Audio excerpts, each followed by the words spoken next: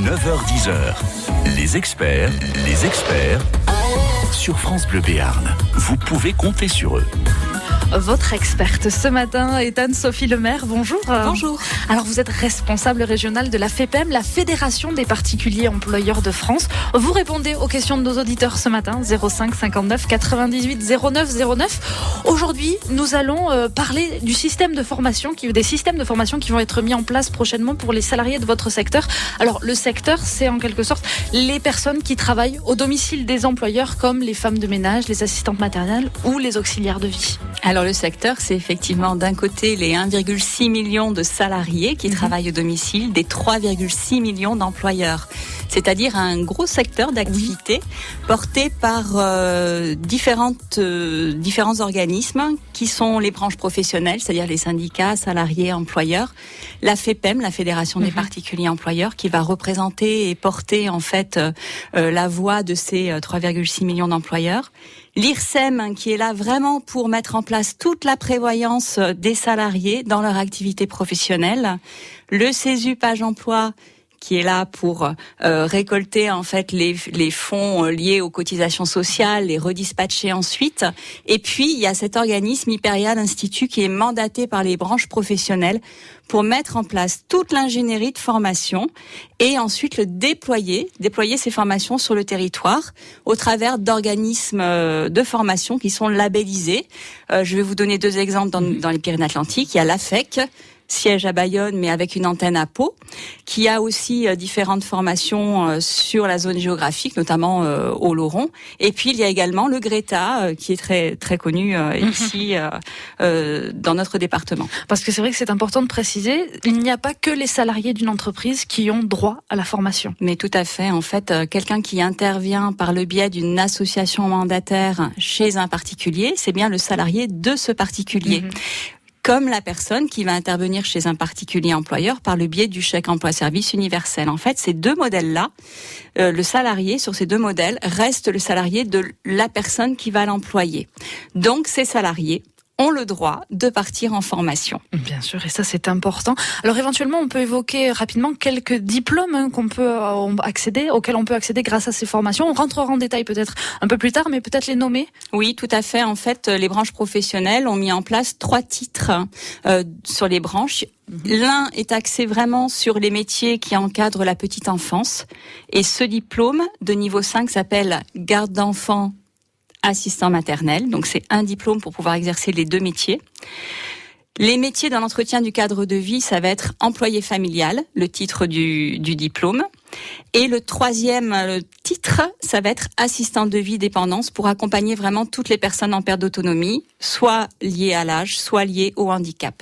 Alors nous allons voir ensemble tout le détail de ces métiers, de ces diplômes qui s'offrent aux personnes qui travaillent pour des particuliers. Mais n'hésitez pas à poser toutes vos questions. 05 59 98 09 09.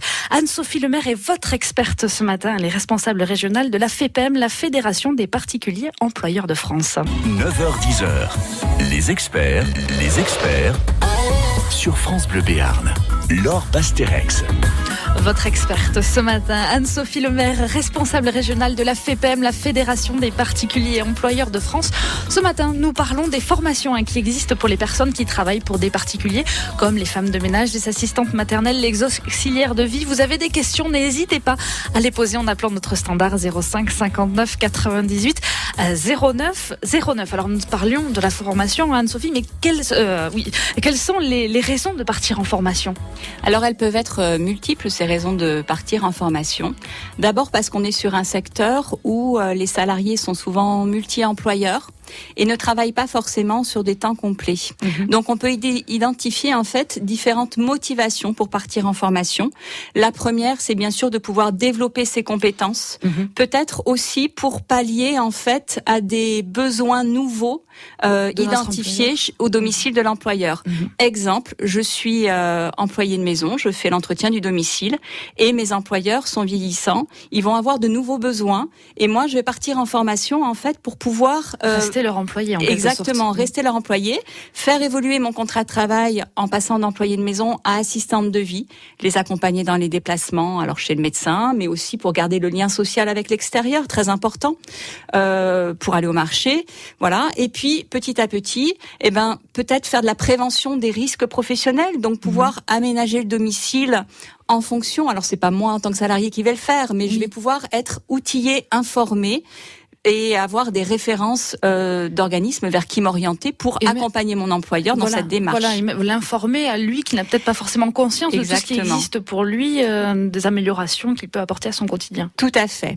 Et puis, je peux très bien être employée de maison le matin, assistante de vie l'après-midi. Donc là encore, je vais avoir besoin de développer différentes compétences sur les différents métiers pour gagner en efficacité, pour me rassurer, moi aussi, sur ce que je sais faire. Dernière possibilité, en fait, ça fait X années que je fais ce métier. Oui.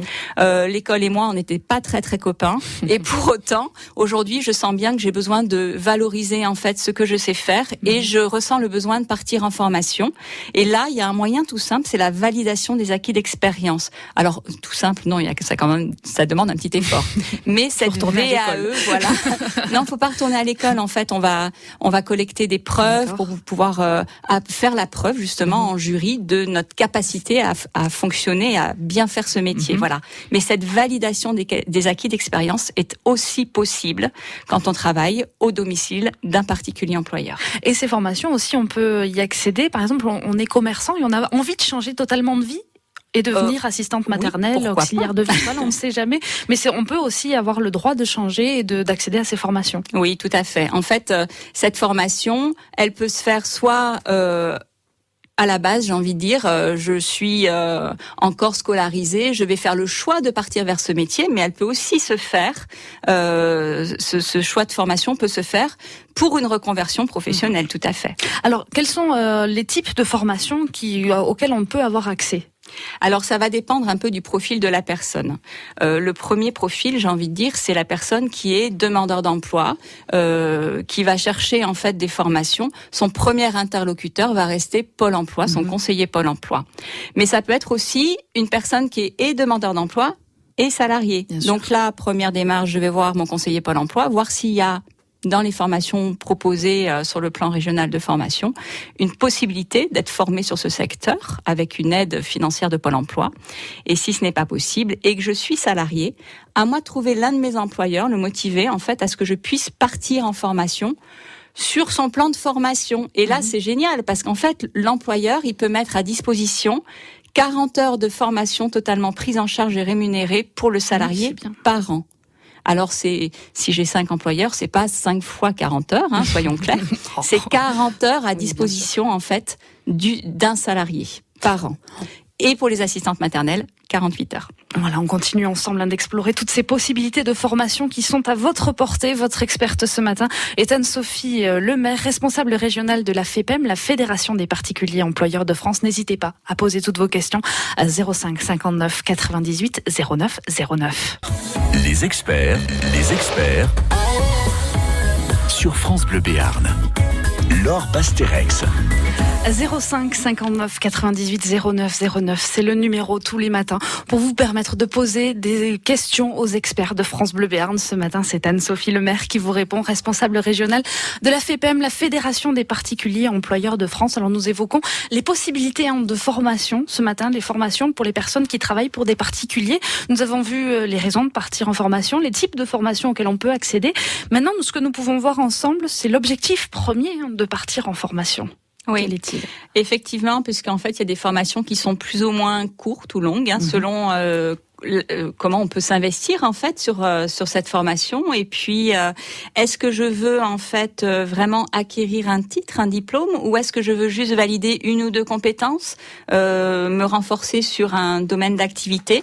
Donc, première possibilité, on en a déjà parlé, c'est vraiment passer un titre et obtenir une certification, un titre, un diplôme, voilà, en passant devant un jury qui est représenté par des représentants d'employeurs et de salariés et qui va valider en fait 3 niveaux, 3 grands axes de certification. L'organisation de l'espace professionnel, le développement de l'activité multi-employeur, et puis l'accueil, c'est quand même très important, et la prise en charge des personnes, en fait, qu'elles soient enfants ou adultes, ou prise en charge de la maisonnée. Donc là, je vais faire une formation qui va durer entre 4 et 6 mois et qui va me permettre d'aller en centre de formation, mais également d'avoir 2 périodes de stage professionnels en association la plupart du temps pour accompagner des salariés qui sont déjà en emploi et puis pouvoir vraiment m'investir à leur côté, voir ce que j'aime, ce que j'aime pas, ce qui est compliqué pour moi et puis ce qui est finalement facile. Est-ce que je suis douée dans la relation, la communication avec la personne que je vais aider par exemple. C'est en fait ces formations aussi une analyse de soi-même, savoir vers quoi on veut aller, peut-être découvrir des nouveaux horizons auxquels on n'avait pas pensé à la base aussi. Oui, tout à fait et puis identifier vraiment ce qui est facile pour nous, ce qui nous a attirés vers ce métier, et puis vraiment pointer du doigt nos difficultés pour pouvoir mettre des axes de progrès là-dessus. Et la formation en soi sert à ça, c'est à être à l'aise le jour où vraiment je suis diplômée et je vais auprès de mes employeurs. Donc ça, c'est l'obtention d'un titre. 521 heures de formation. La deuxième possibilité, c'est de faire des petits modules de formation qui vont de 8 heures, 16 heures, 24 heures et qui vont me permettre de toucher du doigt, par exemple, la maladie d'Alzheimer. J'ai de nouveaux employeurs. L'un d'eux est atteint de la maladie d'Alzheimer. J'ai jamais travaillé sur ce domaine. Je vais pouvoir faire une formation. Il y a même 2 modules, en fait, qui existent sur ce sujet au sein des catalogues Hyperia. Voilà. Ça va se faire ponctuellement avec un employeur porteur. Donc, c'est bien l'employeur qui va m'envoyer en formation. Alors, on a bien conscience que nos particuliers employeurs, avec toute la bonne volonté du monde, n'ont pas forcément conscience, en fait, qu'ils peuvent envoyer les salariés en formation. Et c'est pour ça qu'on est là ce matin. Exactement. Donc, particuliers employeurs, mobilisez-vous. Vous pouvez envoyer vos salariés en formation et les soutenir dans cette démarche en remplissant, en fait, cette fameuse feuille d'inscription. Et bien sûr, vous pouvez poser toutes vos questions ce matin à Anne-Sophie Lemaire. Elle est votre experte. 05 59 98 09 09. 9h-10h, les experts sur France Bleu Béarn. Laure Basterex. Mais avant, nous continuons avec Anne-Sophie Lemaire, responsable régionale de la FEPEM, la Fédération des particuliers employeurs de France, de vous éclairer sur les formations qui sont mises à disposition pour les personnes travaillant pour des particuliers. Toutes vos questions, 05 59 98 09 09. Alors, on parlait de ces formations. Maintenant, changeons un petit peu de casquette, Anne-Sophie, et mettons-nous du côté des employeurs. Alors, comment faire pour eux pour faire partir leurs salariés en formation ? Alors en fait, ça va être un peu aux salariés de convaincre l'un de ses employeurs de le soutenir en fait dans cette démarche, puisque comme on le disait, l'employeur n'a pas forcément conscience de cette possibilité. Alors l'employeur porteur, c'est un vilain gros mot qui fait en général très peur. En fait, c'est l'employeur qui va porter le projet de formation de son salarié. Imaginons un salarié qui a identifié un module de formation de 12 heures. Alors c'est pas beaucoup. Pour autant, ça va engendrer un coût, mais comme dans son plan de formation, l'employeur peut faire bénéficier à son salarié de 40 heures de formation totalement prise en charge, ils vont remplir ensemble un bulletin d'inscription qu'ils vont renvoyer à Hyperia l'Institut, en fait. C'est Hyperia qui va prendre en considération, en fait, et inscrire le salarié sur ce module. Et le salarié a 2 possibilités. Soit partir sur le temps de travail, auquel cas l'employeur va porter le coût du salaire et le coût de la formation, plus les frais de vie qui sont liés à cette formation, aux besoins. En général, sur 12 heures, il y a peu de frais de vie. Et puis, deuxième possibilité, c'est partir hors temps de travail, auquel cas, dans ces cas-là, le salarié aura le droit à une indemnisation, en fait, de salaire sur ce temps, en fait, investi pour la formation, en plus de son temps de travail. Alors l'employeur, lui, il va avancer les frais de cette formation, mais pour autant, avec un délai à peu près de 3 mois, il sera totalement remboursé par AGFOS PME, qui est l'organisme paritaire collecteur agréé de la formation du secteur et qui va rembourser en fait l'employeur. Donc c'est important de préciser, au final pour les employeurs, ça ne coûte rien de faire partir nos salariés en formation. À moins de 40 heures par an, en fait, ça ne coûte rien. L'employeur avance effectivement la somme, mais ça ne lui coûte rien. Et plus on est sur un petit module, et moins ça va coûter à l'employeur en fait. Et si le salarié part hors temps de travail, on va dire que ça coûte encore moins. Voilà. Ce qu'il faut identifier aussi, c'est que l'employeur porteur n'est pas forcément celui qui a le plus grand nombre d'heures pour le salarié en emploi à domicile. C'est pas forcément celui non plus qui va être impacté sur le temps de travail pendant la formation. Est-ce que je suis très claire en formulant comme ça? Voilà, c'est l'employeur qui va se sentir en fait garant du bien-être en emploi de son salarié et qui va l'accompagner vraiment dans cette démarche, parce qu'on est sur un secteur où la relation de confiance est importante. On est sur la base d'une relation humaine et c'est ce qui fait la force de notre secteur. En fait, c'est ce binôme professionnel basé sur la confiance en fait. Et justement, la volonté de ces employés de faire des formations, c'est pour améliorer encore plus cette relation de confiance, pour être performant auprès de ses employeurs. N'hésitez pas à tout moment à poser vos questions. 05 59 98 09 09. Anne-Sophie Lemaire est votre experte ce matin. Elle est responsable régionale de la FEPEM, la Fédération des particuliers employeurs de France. 9h-10h, les experts sur France Bleu Béarn. Laure Basterex. Votre experte ce matin, Anne-Sophie Lemaire, responsable régionale de la FEPEM, la Fédération des particuliers employeurs de France. Nous évoquons vos possibilités de formation ce matin lorsque vous travaillez pour un employeur particulier. On a vu, il y a beaucoup de choses disponibles pour nous à mettre en place en collaboration avec nos employeurs. Mais il y a des cas où on travaille beaucoup, on n'a pas beaucoup de temps de disponible et on souhaite quand même être formé. Comment faire ?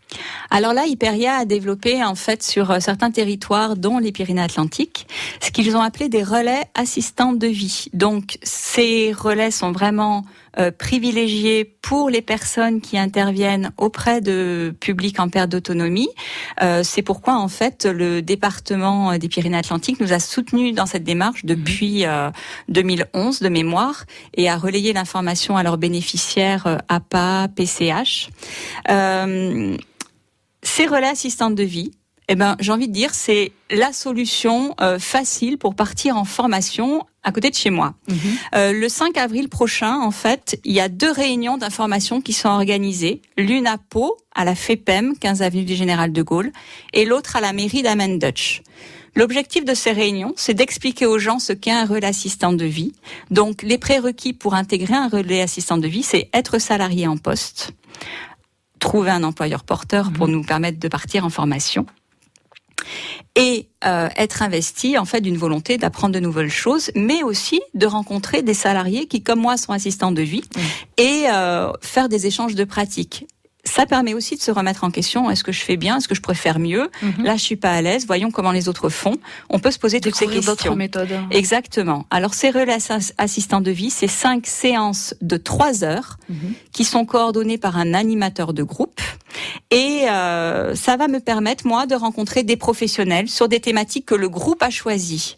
Et l'avantage, en fait, c'est que quand on fait la réunion du 5 avril à Pau ou à Amendutch, ce sont les salariés qui sont présents à cette réunion qui vont se mobiliser pour choisir les horaires de regroupement, les 5 séances, les lieux.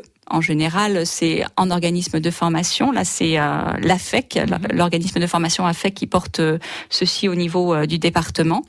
Et puis, qui vont choisir le ou les 2 thèmes, en fait, qu'elles vont vouloir développer ensemble, ces salariés. Et en général, ça crée des liens. Et c'est vraiment chouette parce que les assistantes de vie, souvent, sont seules dans leur métier au domicile de l'employeur. Ce sont des situations qui sont pas forcément évidentes tout au long de la vie, d'ouvrir une porte et de se retrouver seule tout le temps.